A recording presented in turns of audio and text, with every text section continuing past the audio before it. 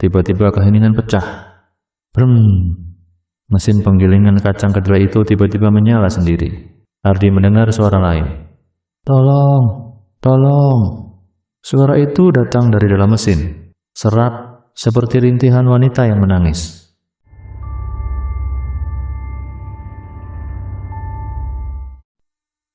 Assalamualaikum warahmatullahi wabarakatuh. Halo Sobat Hagasala semuanya, apa kabar hari ini? Semoga kebaikan selalu bersama kita semua. Apa kalian pernah melihat orang yang usahanya tiba-tiba melesat dengan cepat? Yang awalnya bangkrut, dalam sekejap berubah menjadi juragan. Pernahkah terpikir rahasia apa yang mereka simpan di balik tembok tempat usahanya? Kisah yang akan kami bawakan kali ini adalah tentang pabrik tahu di pesisir selatan Jawa Tengah. Pemiliknya sukses besar, tetapi kesuksesan itu ada harganya. Ada perjanjian lama yang ditutup rapat-rapat. Penasaran bagaimana cara menghadapi entitas gaib penagih janji itu? Tanpa berlama-lama, kita langsung saja ke ceritanya yang berjudul Pabrik Tahu. Di sebuah desa di tepian pantai selatan Jawa Tengah, berdiri megah pabrik tahu Barokah Jaya. Bangunannya tua, arsitektur kolonialnya masih kental terasa. Tembok tebal ditumbuhi lumut tipis dan langit-langit tinggi yang menahan hawa lembab. Pemiliknya adalah seorang juragan bernama Hardiman, atau yang biasa dipanggil Pak Lik Hardi. Pak Lik Hardi dikenal sebagai pengusaha tahu yang sukses. Produknya didistribusikan hingga ke kota-kota besar. Kesuksesan itu membuatnya disegani, sekaligus dibicarakan, terutama tentang bagaimana pabrik tahu yang dulunya bangkrut bisa kembali bangkit dalam waktu yang singkat. Ardi adalah seorang teknisi mesin yang jujur. Ia tidak percaya tahayul. Hidupnya hanya berkutat pada oli, baut, dan deru mesin diesel tua yang menjadi jantung pabrik. Sore itu, Ardi sedang membereskan peralatan di ruang produksi, memastikan semuanya siap untuk proses penggilingan esok harinya. Pabrik itu sepi. Aktivitas produksi sudah berhenti total sejak pukul 4 sore tadi. Jam menunjukkan pukul 18.45. Langit di luar sudah sepenuhnya gelap. Meski di dalam pabrik, remang cahaya dari lampu watt kecil berwarna kuning masih bertahan. Lampu-lampu itu terpasang sporadis di beberapa lorong, berusaha mengusir pekatnya malam. Upaya yang sia-sia, karena sinar lampu itu seolah tak kuasa menahan kegelapan yang merayap, hanya menyisakan bayang-bayang yang menari di sudut ruangan. Ardi baru saja menyelesaikan sholat maghribnya dan duduk di pos jaga. Ia mengambil sebatang rokok, menghisapnya dalam-dalam, dan menghembuskan asapnya perlahan ke udara. Udara di desa itu selalu dingin setelah hujan senja. Pak Lik Hardi di mana, Di? Tanya seorang mandor yang baru saja keluar dari kantor. Sudah pulang, Pak. Katanya besok mau ke Semarang. Ada urusan katanya. Jawab Ardi mematikan rokoknya. Setelah berbincang sebentar, mandor pun pamit pulang, meninggalkan Ardi sendirian. Malam itu adalah malam Jumat Kliwon, sebuah penanggalan Jawa yang diyakini memiliki energi spiritual paling kuat, waktu terbaik bagi makhluk gaib untuk mencari perhatian. Ardi tidak peduli. Baginya, Jumat Kliwon hanyalah hari di mana ia harus memastikan mesin giling tidak rewel. Ardi bangkit, berjalan perlahan menuju ruang produksi utama. Ruangan itu didominasi oleh mesin-mesin tua. Yang paling besar adalah mesin penggilingan kacang kedelai. Mesin diesel itu tampak kokoh, berkarat di sana-sini, tetapi tenaganya luar biasa. Saat Ardi melintasi ruangan itu, tiba-tiba keheningan pecah. Brem. Mesin penggilingan kacang kedelai itu tiba-tiba menyala sendiri. Ardi terkejut. Jantungnya berdegup kencang. Ia yakin mesin itu sudah ia matikan total. Tidak ada listrik yang terhubung ke mesin itu selain melalui panel starter yang terkunci. Namun, mesin itu kini berputar dengan ritme yang stabil, mengeluarkan deru diesel yang berat yang biasanya hanya terjadi saat sedang menggiling ratusan kilo kedelai. "Siapa di situ?" teriak Ardi, mencabut kunci pas dari pinggangnya menjadikannya sebuah senjata. Tidak ada jawaban. hanya deru mesin yang semakin kuat, diiringi kepulan asap hitam yang tebal memenuhi ruangan. Mesin itu bekerja seolah ada daya yang tak terlihat yang sedang mengoperasikannya. Ardi melangkah mendekat, matanya menyipit mencari seseorang. Tiba-tiba, di balik deru mesin yang memekakkan telinga, Ardi mendengar suara lain. "Tolong! Tolong!" Suara itu datang dari dalam mesin. Serak, seperti rintihan wanita yang menangis. Ada kesedihan yang mendalam. Sebuah jeritan yang berbalut keputusasaan. Jeritan itu terdengar bersamaan dengan deru mesin, membuat bulu kuduk Ardi meremang. Keraguan Ardi mulai runtuh, digantikan oleh ketakutan yang dingin. Ini bukan hal biasa, gumamnya halus. Ini pasti ulah demit. Suara jeritan itu semakin keras, terdengar seperti lolongan pilu yang dipotong oleh deru mesin yang kasar. Ardi merasa udara di ruangan itu menjadi sangat berat, menusuk ke tulang. Ia mencengkeram erat kunci pas di tangannya. Namun secepat ia menyala, secepat itu pula ia mati. Ces! Mesin diesel itu berhenti. Asap hitamnya menghilang seolah ditelan udara. Suara jeritan itu lenyap, dan keheningan kembali mengambil alih. Hanya sisa-sisa deru di telinga Ardi yang bertahan. Di luar, suara serangga malam kembali terdengar riang, memecahkan keheningan yang tersisa, seolah tidak ada hal luar biasa yang telah terjadi. Ardi berdiri terpaku, memandangi mesin giling kacang kedelai yang kini diam membisu. Besok, ia harus segera berbicara serius dengan Pak Lihardi. Matahari pagi menyambut pabrik tahu Barokah Jaya dengan cahaya yang terkesan pura-pura. Atmosfer yang seharusnya segar setelah malam yang dingin, kini terasa tebal dan mencengkeram. Ardi datang lebih awal. Ia langsung menuju ruang mesin, memastikan mesin giling kacang kedelai itu tetap mati dan tidak menunjukkan tanda-tanda kehidupan.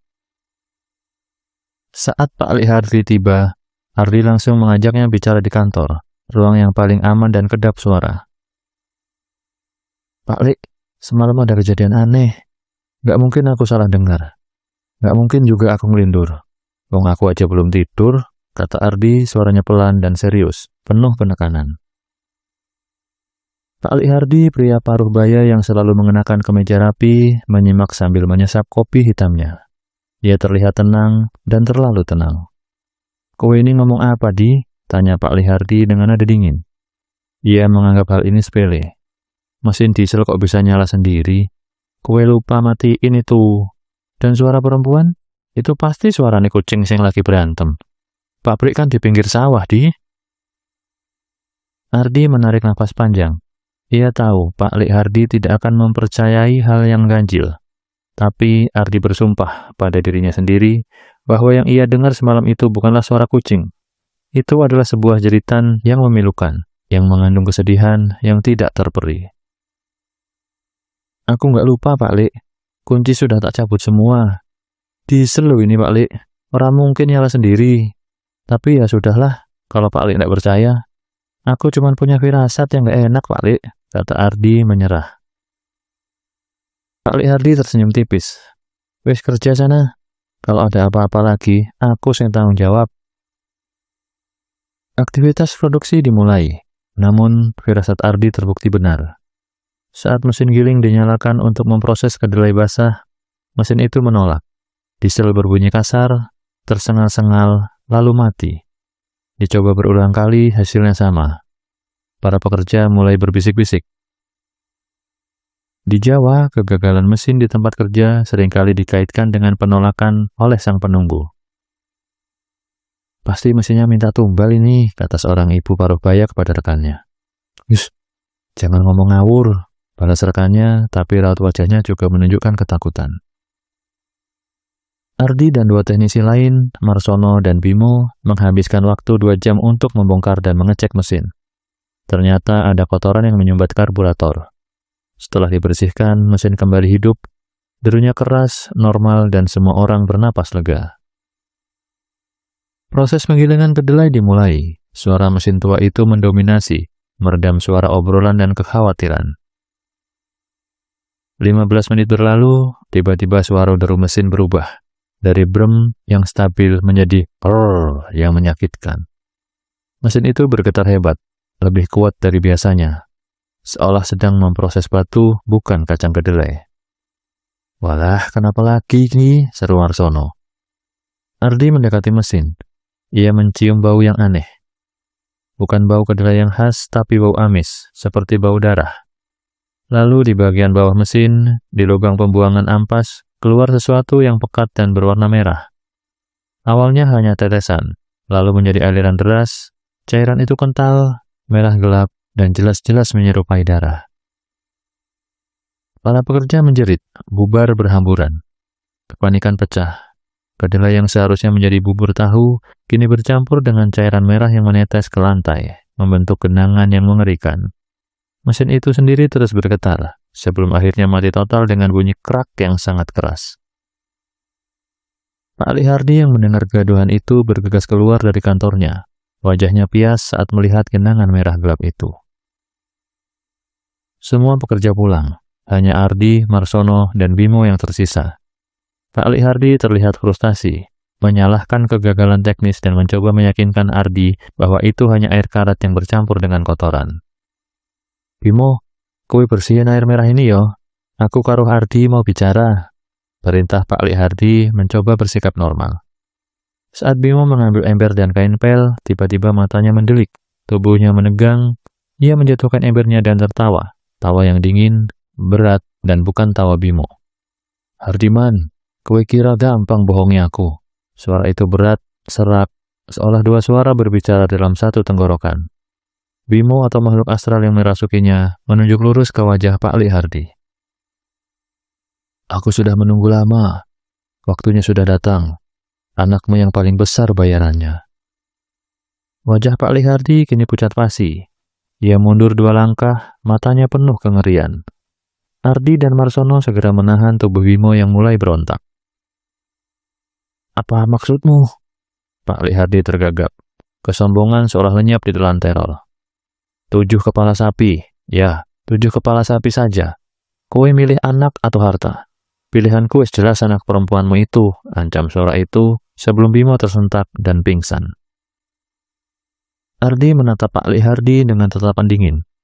Ia telah mendapatkan konfirmasi dari mulut makhluk gaib itu sendiri. Ini adalah janji yang ditagih, dan taruhannya adalah anak Pak Ali Hardi yang paling tua. Pak Ali Hardi menunduk, gemetar, tidak berani membalas tatapan keponakannya. "Pak Ali," ujar Ardi pelan. "Pak Ali percaya kan ini bukan urusan diesel atau karat?"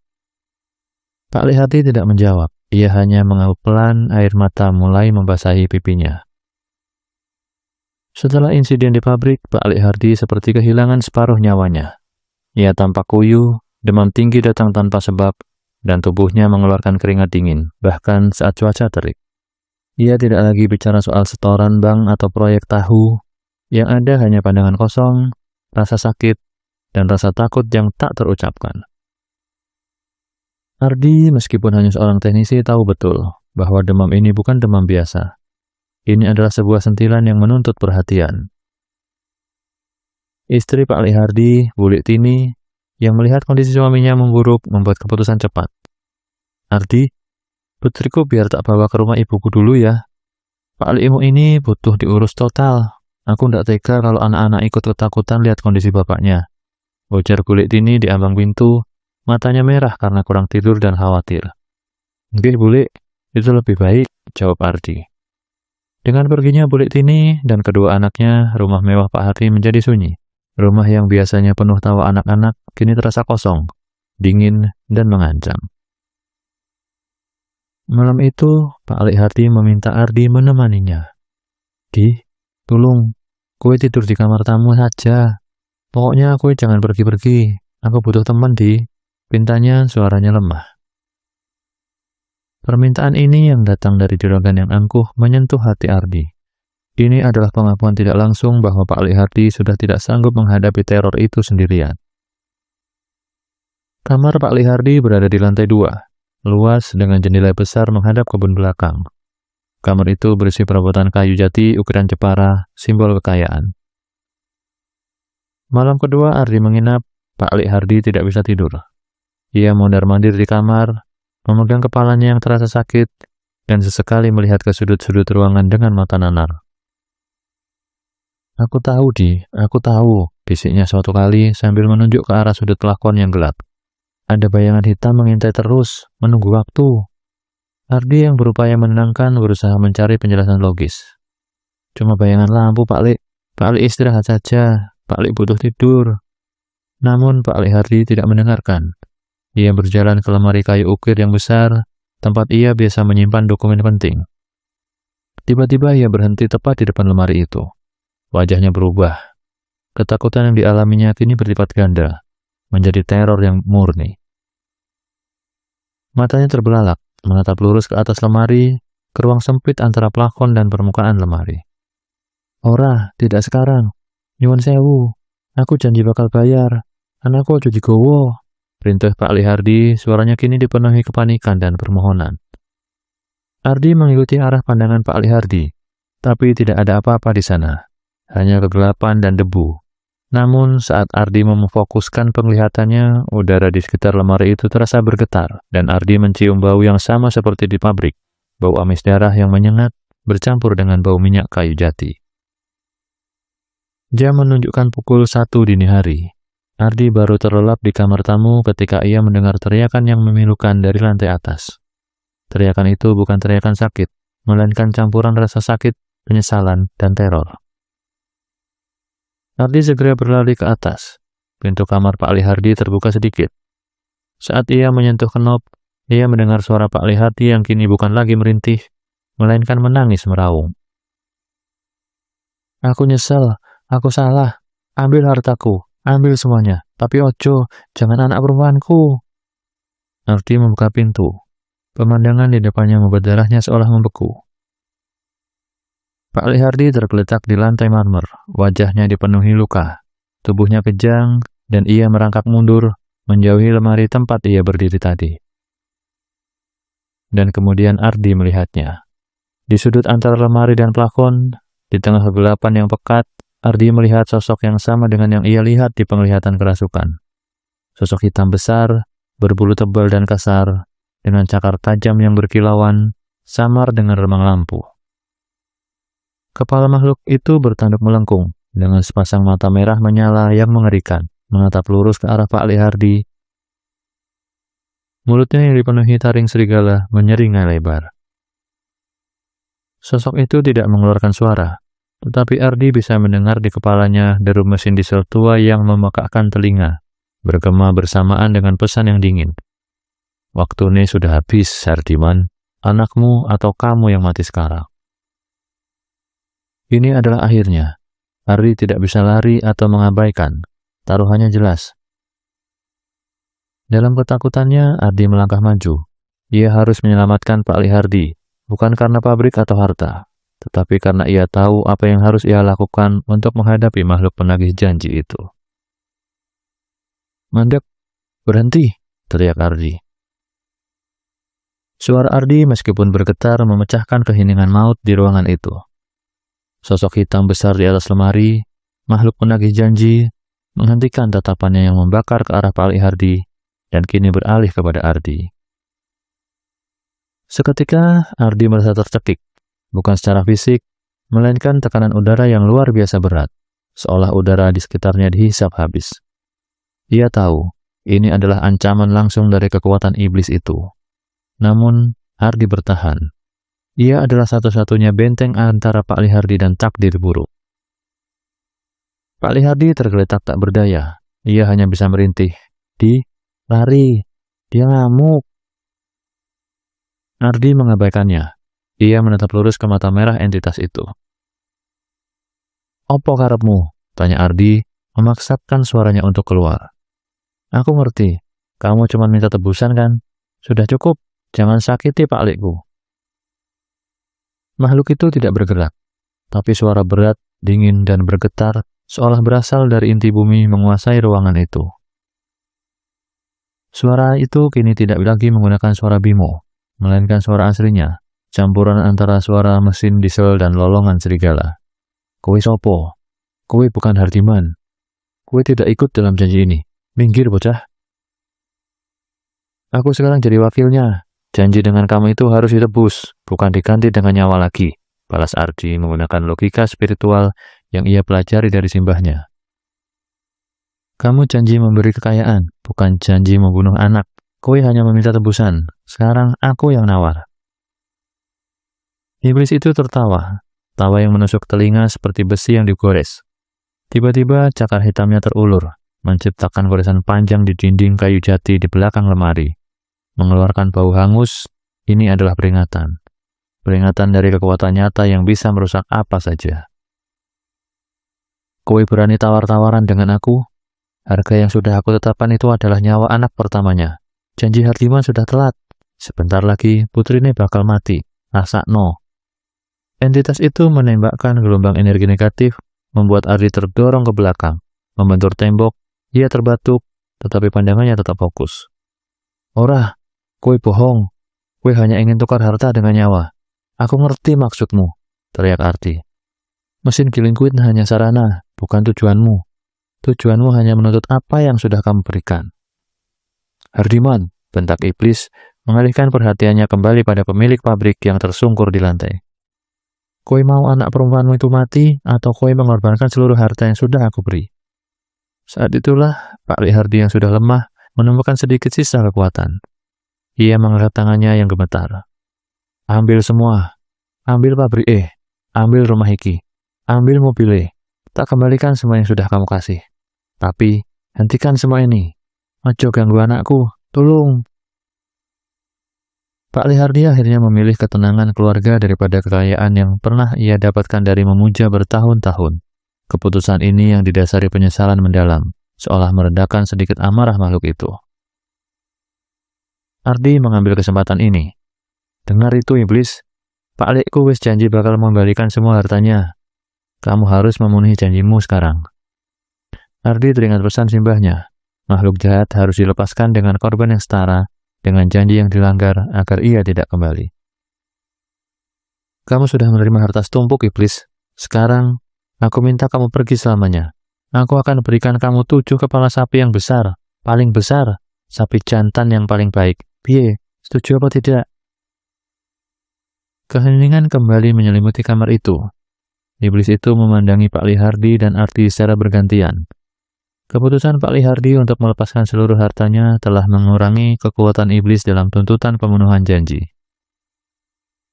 Welah, pinter kowe cah. 7 sapi jantan yang paling bagus. Ya sudah, aku setuju. Tapi besok sudah harus siap semuanya. Dan semua harta benda ini akan aku ambil kembali semuanya. Setelah itu aku baru bakal pergi. Jika kamu mengingkari janji lagi, aku akan kembali dan mengambil semua anak turunanmu. Ingat itu. Dengan raungan terakhir yang keras, sosok hitam itu lenyap. Bau amis darah menghilang, digantikan oleh bau sulfur yang tajam. Udara kembali normal, Ardi ambruk ke lantai terengah-engah, tapi dia berhasil. Ia kemudian bergegas menghampiri Pak Hardi yang terbaring lemas. Walaupun penuh luka, batin Pak Hardi tampak lebih tenang. Sudah selesai? Tanya Pak Hardi, air matanya kini mengering. Ardi mengangguk. Belum semua Pak Li, tapi sudah ada jalannya. Kita harus siapkan kepala sapi jantan yang besar dan terbaik, 7 jumlahnya. Dan Pak Li harus ikhlas melepaskan semua harta miliknya. Semuanya, rumah, pabrik, mobil, dan lain sebagainya. Pak Hardi menutup matanya, mengambil napas lega. Ia tahu harga yang harus dibayar, tetapi itu jauh lebih murah daripada kehilangan putrinya. Iya, Li, aku ikhlas. Semuanya buat anakku. Sudah cepat, siapkan sapinya. Pagi itu, Pak Hardi bergerak cepat. Meski tubuhnya masih lemah, ia tidak lagi terbebani oleh keserakahan. Yang ada hanya fokus menyelamatkan putrinya dan mengakhiri teror ini.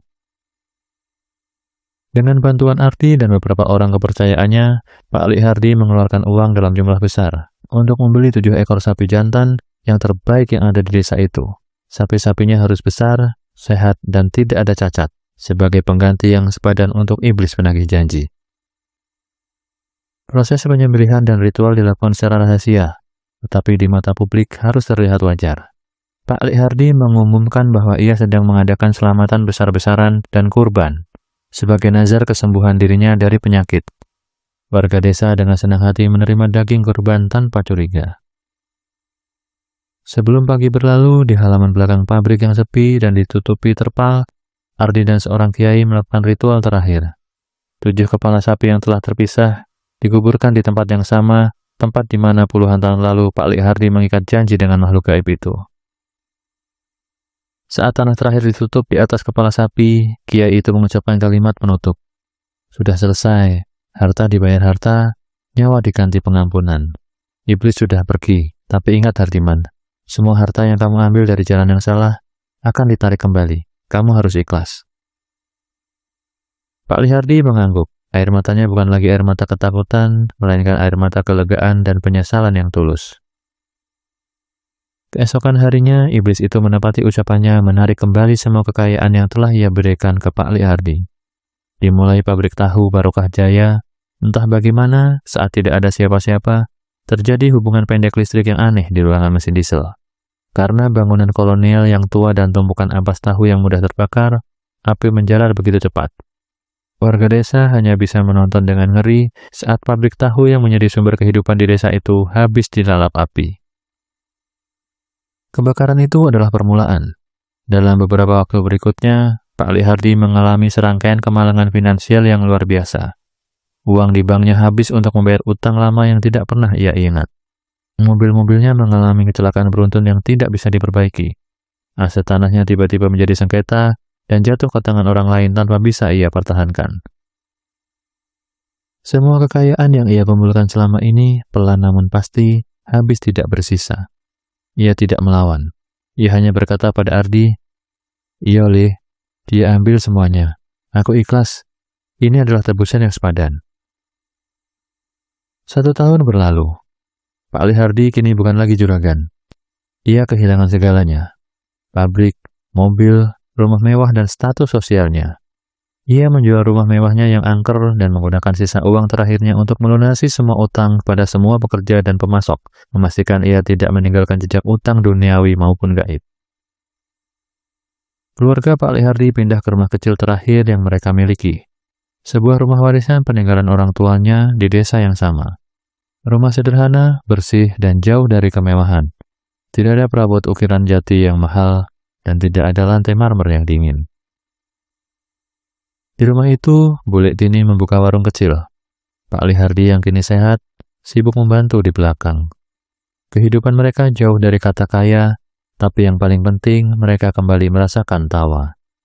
Putri sulungnya yang kini berusia 12 tahun tumbuh sehat, ceria, dan tidak pernah menunjukkan tanda-tanda sakit. Suatu sore saat Pak Lik Hardi duduk di teras, ia melihat Ardi datang berkunjung. Ardi kini bekerja sebagai teknisi di pabrik lain. "Pak Lik, pripun kabare?" tanya Ardi tersenyum tulus. "Apik di, damai. Kue lihat nih," kata Pak Lik Hardi menunjukkan rumahnya yang sederhana. "Ini adalah rumah ternyaman. Harta benda hanya omong kosong di jalan yang aku ambil salah." Ardi mengangguk. Ia memandangi Pak Lik Hardi yang kini terlihat jauh lebih tua, namun matanya memancarkan ketenangan yang hilang selama bertahun-tahun. Semua kembali normal. Pak Lik Hardiman belajar. Ketenangan sejati itu didapati setelah melepaskan semua ikatan gaib. Harta yang didapat dari perjanjian dengan iblis akan selalu menuntut tumbal. Ia kehilangan segalanya, kecuali yang paling berharga, yaitu keluarganya. Terima kasih banyak sudah setia menyimak kisah ini sampai selesai. Dari perjalanan Pak Lik Hardi, kita belajar satu hal penting, bahwa ketenangan sejati tidak bisa dibeli dengan harta, apalagi jika harta itu didapat dari jalan yang salah. Melepaskan segalanya demi keselamatan keluarga jauh lebih mulia daripada memuja kekayaan yang menuntut tumbal nyawa. Jika Sobat Hagasala merasa cerita ini bermanfaat, mari dukung terus channel ini dengan cara klik tombol like, share ke teman-teman, dan jangan lupa subscribe supaya kami terus dapat berbagi kisah luar biasa lainnya. Kami Hagasala pamit, sampai jumpa di kisah berikutnya. Wassalamualaikum warahmatullahi wabarakatuh.